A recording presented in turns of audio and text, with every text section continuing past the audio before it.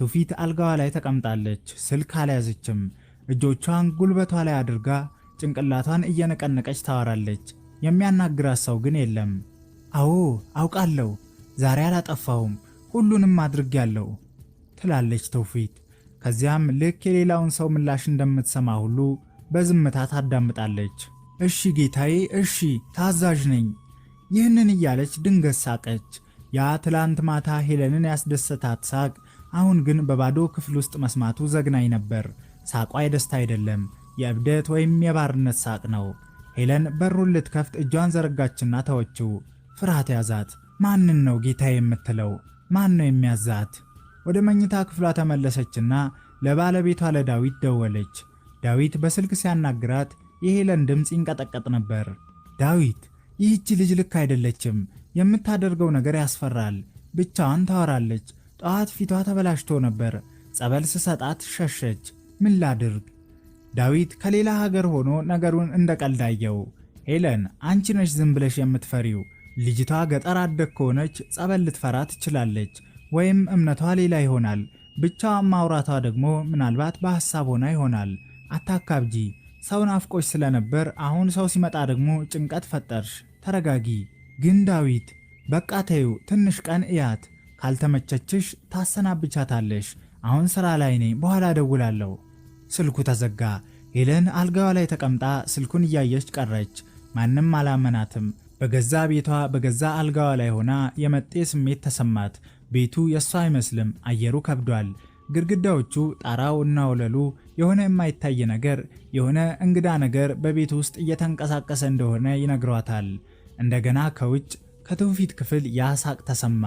ሄለን ተነሳችና ወደ ሳሎን ሄደች። ቲቪውን ከፈተች። ድምፁን ጨመረችው። የቤቱን ጸጥታና ያንን ሳቅ ለመሸፈን ፈለገች፣ ግን ውስጧ ያለው ሰላም ጠፍቷል። የሚቀጥለው ሌሊት ምን ይዞ እንደሚመጣ እያሰበች ፀሐይ እስክትጠልቅ ድረስ በስጋት ጠበቀች። ምሽቱ ከወትሮ ይልቅ የከበደ ይመስላል። ሄለን ከስራ ስትመለስ ጀምሮ ውስጧ ሰላም አላገኘም። የትውፊት ብቻዋን ማውራት፣ ያበጠ ፊቷና ያሳየችው እንግዳ ሳቅ አእምሮዋን ሲበጠብጠው አምሽቷል። ከምሽቱ 2 ሰዓት ሲሆን የትውፊት ኮቴ ወደ መኝታ ክፍሏ ተጠጋ። በሩን በቀስታ አንኳኳች። እትዬ እራት ደርሷል አለች። ድምጿ የተለሳለሰ ቢሆንም ከስሩ ግን የሚዘገንን ቃና ነበረው። አልበላም፣ ደክሞኛል፣ ልተኛ ነው ብላ ሄለን ከመኝታዋ ውስጥ መለሰች። በሩን ከውስጥ በደንብ መቆለፏን አረጋገጠች። ከዚህች ልጅ ጋር ማዕድ ለመጋራት ነፍሷ ተጸየፈ። አልጋዋ ላይ ጋደም ብላ የባሏን የዳዊትን ቃል እያሰበች ራሷን ለማረጋጋት ሞከረች። ምንም አይደለም፣ ዝም ብዬ ፈርቼ ነው። ነገ ጠዋት ሄለን በግማሽ እንቅልፍና በግማሽ ንቃት ውስጥ እያለች የአፍንጫዋ ቀዳዳዎች እንግዳ አየር ወደ ውስጥ ሳቡ። ሽታው መጀመሪያ ላይ ደብዛዛ ነበር። ቀስ በቀስ ግን የቡና ጠረን ክፍሉን እያፈነው መጣ። በዚህ እኩለ ሌሊት ሄለን አይኖቿን ገለጠች።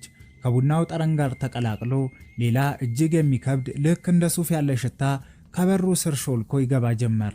የሰንደል የተለየ አይነት ዕጣንና የሆነ አሮጌ መቃብር የሚመስል የሚከረፋ ሽታ። የሄለን ሆድ ዕቃ ተገለባበጠ። ምን እያደረገች ነው አለች ለራሷ። በጭንቀት ካልጋዋ ወረደች። እግሮቿ ወለሉን ሲነኩ ቅዝቃዜው ወደ አጥንቷ ዘለቀ። በሩን ቀስ ብላ ከፈተችው። ኮሪደሩ ጨለማ ነው፣ ነገር ግን ከሳሎን በኩል የሚንቀለቀል ቢጫና ቀይ ብርሃን ይታያል። አየሩ በጭስ ታፍኗል። ሄለን በጣቷ እየተራመደች ኮሪደሩን አቋርጣ ወደ ሳሎኑ ተጠጋች። ያየችው ነገር ልቧን አቆመው።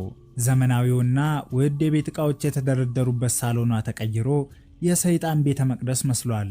ውዱ ምንጣፍ ላይ በመካከለኛ ርቀት ቀይና ጥቁር ሻማዎች በክብ ቅርጽ በቅደም ተከተል በርተዋል። በሻማዎቹ መሃል ነጭ ፈንዲሻ፣ የተቆላ ስንዴና ቆሎ ያለምንም ስርዓት ተበትነዋል። እንደ ቆሻሻ ሳይሆን ልክ ለተሰበሰቡ የማይታዩ እንግዶች እንደቀረበ ግብር ተበትኗል። በዚህ ሁሉ መሃል ትውፊት ተቀምጣለች። አቀማመጧ የሰው አይደለም። እግሮቿን አጣምራ አካሏን ወደፊት ዘንበል አድርጋ ከራሷ እስከ እግሯ ድረስ በሚሸፍን ደማቅ ቀይ ሻርፕ ተጠቅልላለች። ፊቷ አይታይም። የሚታየው በሻማው ብርሃን የሚያብለጨልጨው ያ የመስቀል ንቅሳት ያለበት አገጯ ብቻ ነው። ሰውነቷ ወደፊትና ወደ ኋላ በዝግታ ይወዛወዛል። ሄለን ፍርሃት አይምሮዋን አደነዘዘው። ልትጮህ ፈለገች፣ ግን ድምጿ ጉሮሮዋ ላይ ተቀረቀረ። ምን እያደረግሽ ነው ትውፊት? ሄለን በጭንቀት ተነፈሰች። የውዝዋዜው እንቅስቃሴ በድንገት ቆመ። ትውፊት ፊቷን በቀስታ ወደ ሄለን አዞረች።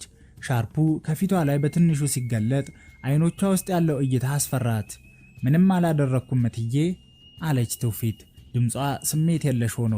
እንዲሁ ደስ ስላለኝ ነው። ጌቶቼ መብላት ፈለጉ። ጌቶቼ? ሄለን ወደ ኋላዋ አንድ እርምጃ አፈገፈገች። ይሄ እብደት ነው። አሁኑኑ ይሄን ቆሻሻ አጽጂና ወደ ክፍልሽ ግቢ፣ ካልሆነ ፖሊስ ነው የምጠራው። ትውፊት አልተንቀሳቀሰችም፣ አላጸዳችም። የሄለንን ማስፈራሪያ የሰማችውም አትመስልም። በምትኩ ከንፈሯ ወደ ላይ ተጠማዘዘና ያንን ዘግናኝ ሳቋን ለቀቀችው። ሄለን ከዚህ በላይ ለመከራከር አቅም አጣች። ይህ የተለመደ የባህሪ ብልሽት አይደለም። ይህ የአጋንንት ሥራ መሆኑን ነፍሷ ነግሯታል። ዞራ እየሮጠች ወደ መኝታ ክፍሏ ገባችና በሩን በኃይል ዘጋችው። ቁልፉን 2 ጊዜ አዞረች። ከአልጋዋ ስር ገብታ ብርድ ልብሱን እስከ ራሷ ድረስ ተከናነበች። ሰውነቷ ይንቀጠቀጣል። የገዛ የልብ ምቷ በጆሮዋ ውስጥ እንደ ከበሮ ይደልቃል። አተነፋፈሷ ይቆራረጣል።